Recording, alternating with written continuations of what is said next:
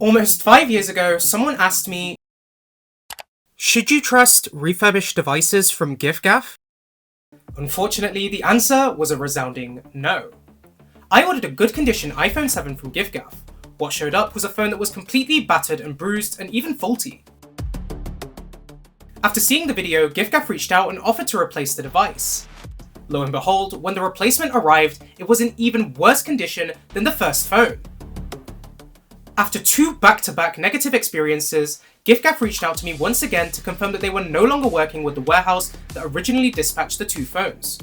I wanted to see if things have gotten any better at Giffgaff since I last checked them out, so I went ahead and purchased a very good condition iPhone 15 from Giffgaff for £429. So almost half a decade later, have things changed at Giffgaff, or are they still a company that, in my personal opinion, you should avoid? Let's find out. Alright, so as long as everything has come correctly, this should be an iPhone 15 from Giffgaff. So as always, you do get a Giffgaff SIM, which unfortunately will never be used. But let's crack into this iPhone and see what we have. Pull here to open. That we shall do.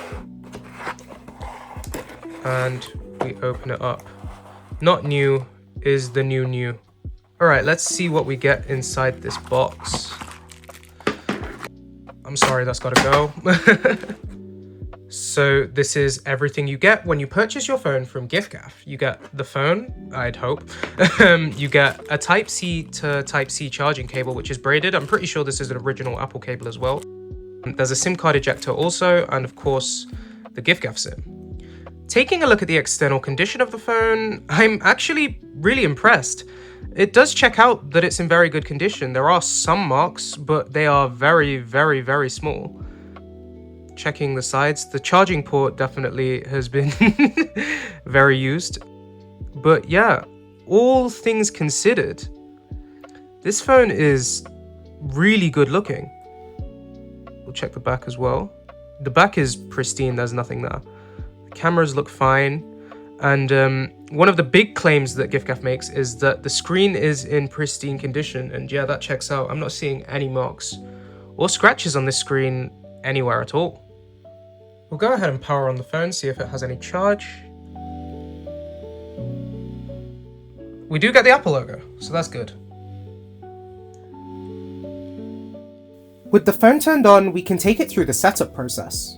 During this process, we'll be checking to make sure that everything goes smoothly, as it gives us an early indication of how the phone might perform during our full hardware test.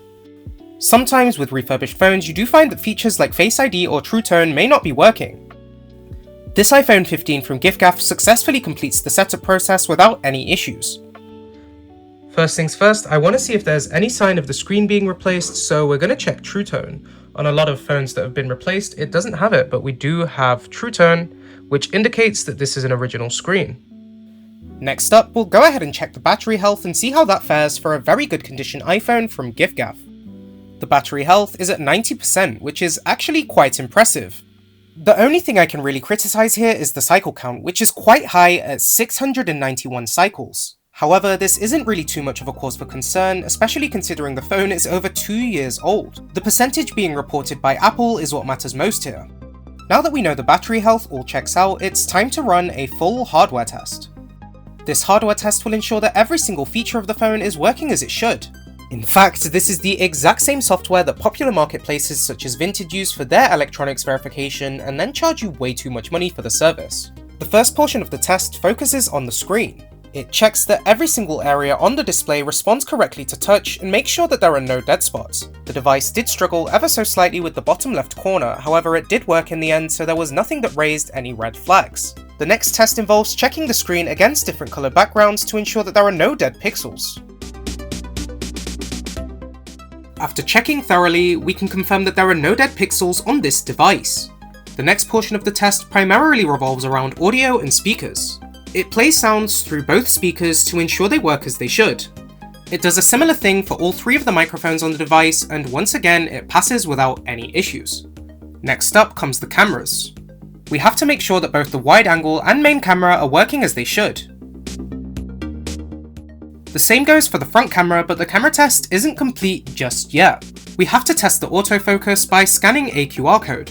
For some inexplicable reason, this QR code just so happens to bring you to the best refurbished phone website in the world, where you might just be able to buy the iPhone 15 for even cheaper. I have no idea how that could have happened, but the link is in the description if you want to check it out.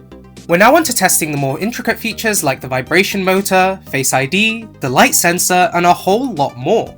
Although it might not seem significant, it's extremely important to test all these features because you might not realize they're not working until it's too late, or they end up causing you bigger issues later on down the line. This also helps us to rule out any poor quality repairs or replacement parts inside of the phone.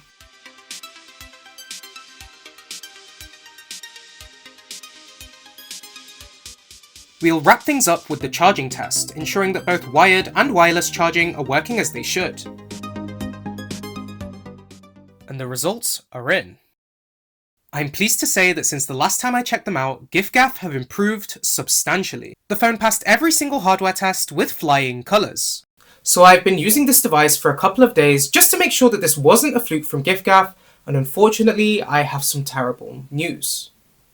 Just kidding, this device has been absolutely faultless since purchase. The screen has been perfectly responsive, the battery life has been just fine, and gaming, the phone doesn't overheat, everything has just been a smooth experience with Giffgaff this time around.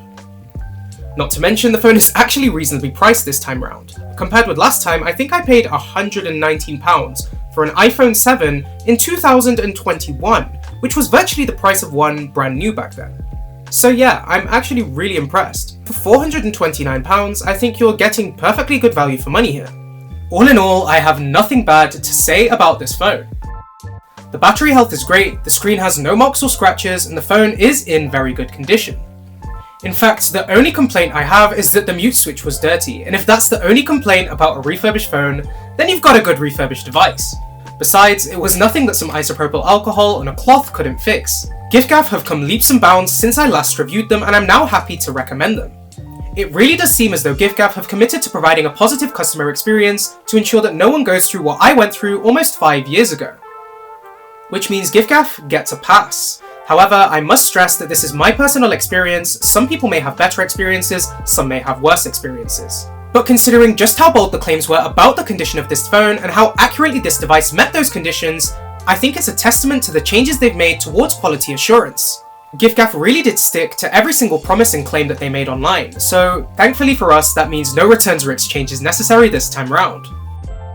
With that being said, thank you guys so much for watching. If you did enjoy, please do leave a like, subscribe, and comment down below. Let me know which company you wish to see me test next, and I will see you guys in the next one.